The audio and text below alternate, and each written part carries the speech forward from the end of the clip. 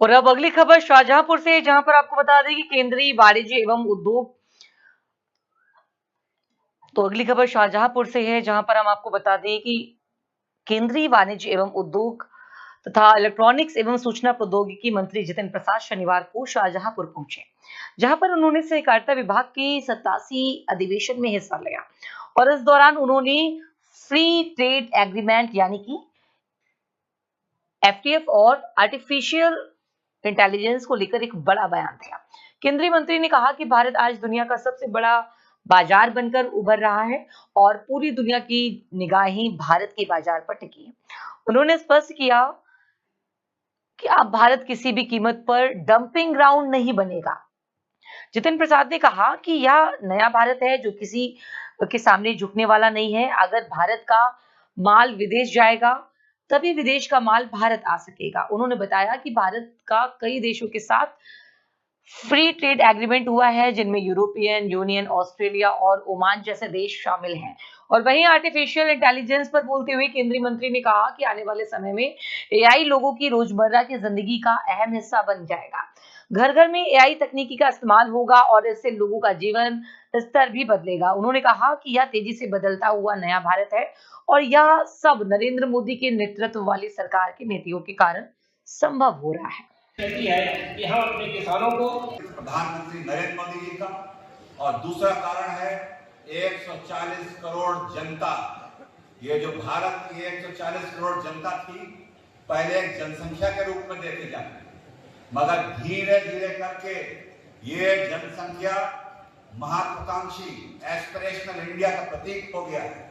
गांव गांव, घर घर लोग पैसे खर्च करने की क्षमता रखते हैं। गांव गांव लोग चाहते हैं कि उनके लिए यहाँ वो सुविधाएं हों और वो प्रोडक्ट हों जो विश्व में सबको मिलते हैं। पहले आपने सुना होगा कि साहब ये आम है, ये एक्सपोर्ट क्वालिटी है, और ये वाला भारत के लिए है। जो दागी वाला प्रोडक्ट है वो भारत के लिए है, और जो अच्छा वाला दिखने वाला है वो विदेश के लिए। वो जमाने लग गए मोदी जी के जमाने में। अब भारत की जनता कोई रिजेक्ट माल नहीं लेगी, कोई किसी कमी। मैं फल का उदाहरण दे रहा हूँ, वंचित रह गए हैं लाभ से, किन लोगों का कंट्रीब्यूशन नहीं आया, कैसे उनको प्रेरित किया जाए, कैसे और कि सहकारिता विभाग में जो लोन का वितरण होता है वो सही व्यक्ति और पात्र व्यक्ति तक मिले। तमाम खाद का वितरण कहाँ पहुंचा है, तमाम ऐसी चीजें हैं जिसको आप एक क्षण में अपने ऑफिस में बैठ के आप मालूम कर सकते हैं। तो ये एआई भारत सरकार प्राथमिकता पर ले रही। और कृषि का क्षेत्र मैंने बताया, कृषि के साथ शिक्षा, स्वास्थ्य, पर्यावरण, तमाम ऐसी चीजें हैं, रोजमर्रा की चीजें हैं जो एआई का इस्तेमाल करते हुए आपके जीवन में 3 चीजें मैंने जैसे फिर दोहरा देता हूं। आमदनी के जरिए बढ़ जाएंगे, लोगों का उत्पादन, चाहे वो किसान हो चाहे वो फैक्ट्री हो, वो बढ़ जाएगा, लोगों का जीवन स्तर बढ़ जाएगा। 2 चीजें होती जो प्रधानमंत्री इसका बहुत ही फोकस कर रहे हैं।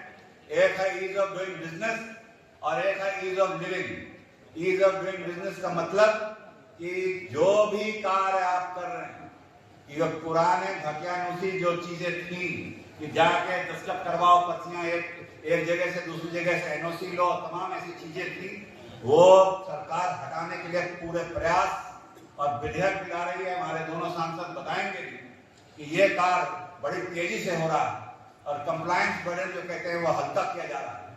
ये औपचारिकताओं में ना उलझा दिया जाए बल्कि कार्य करके दिखाया जाए। तो ईज ऑफ डूइंग बिजनेस, और दूसरा ईज ऑफ लिविंग, कि जो आम जीवन है उनमें जो कठिनाइयां हैं, जो दिक्कतें आ रही हैं सरकारी प्रशासन प्रणाली से, और हमारे जिलाधिकारी जी जो हैं बहुत ही डायनेमिक है, वो भी शाहजहांपुर को आप मॉडल क्षेत्र बना के दीजिए, जहां जो पुरानी व्यवस्थाएं हैं जिनकी जरूरत आज के जमाने में नहीं है, उनको हम लोग छांट के दूर कराया जाए और इसको प्रदेशव्यापी एक उदाहरण पेश करके शाहजहांपुर को मॉडल बना के दिया जाए, ताकि यहाँ की जनता को ऐसे सुविधाएं और ऐसे जीवन स्तर में जो कठिनाई होती है बेवजह, वो दूर की जाए। अपना यहाँ कृषि का उत्पादन हमारे क्षेत्र में डंप कर दे और हमारे किसान उसमें घाटा संभाले। किसी तरीके का कोई घाटा भारत के किसानों को नहीं होगा, ये मैं आपको कह सकता हूं। और हमारे विपक्षी दल जो भ्रमित कर रहे हैं वो बिल्कुल जानकारी के अभाव से और दुष्प्रचार जो कर रहे हैं। किसी तरीके से भारत के किसानों को कोई भी अहित नहीं होगा इन करारों से। ऐसी व्यवस्थाएं की हैं जो भारत में उत्पादन हमारे किसान करते हैं उस पर कोई आंच और चोट नहीं आएगी, ना उत्पादन पे, ना दाम पे, ना आमदनी पे, किसी तरीके का कोई भी। यही मोदी सरकार की सबसे बड़ी देन है और बड़ी ताकत है कि हम किसी के सामने झुकते नहीं और ये प्रयास किया जा रहा।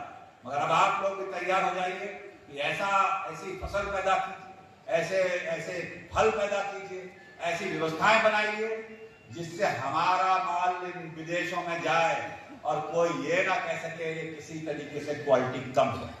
तो ये भी राठौर जी कि जिनमें जो कैंसरस आइटम हो, आपके जो गड़बड़ माल हो, जो रिजेक्ट माल हो, वो भारतीय जनता के लिए दे दिया जाता है।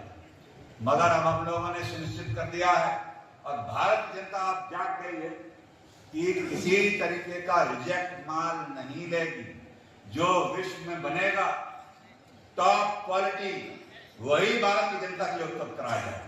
और ये मैं बता रहा था कि ये 140 करोड़ जनता जो पैसे खर्च करने की क्षमता और जागरूकता, टेक्नोलॉजी, इंटरनेट घर घर, मोबाइल हर हाथ में, दुनिया और देश में क्या हो रहा है सबको मालूम। तो अब ये नया भारत और नई टेक्नोलॉजी और नई व्यवस्थाएं हैं और उसी के आधार पर यह काम किया जा रहा है। और बड़े बड़े देश देखते हैं कि भारत की 140 करोड़ जनता सबसे बड़ा विश्व का मार्केट बन गया है। उनके जो प्रोडक्ट हैं वो भारत में जनता खरीदने के लायक हो गई है। इसी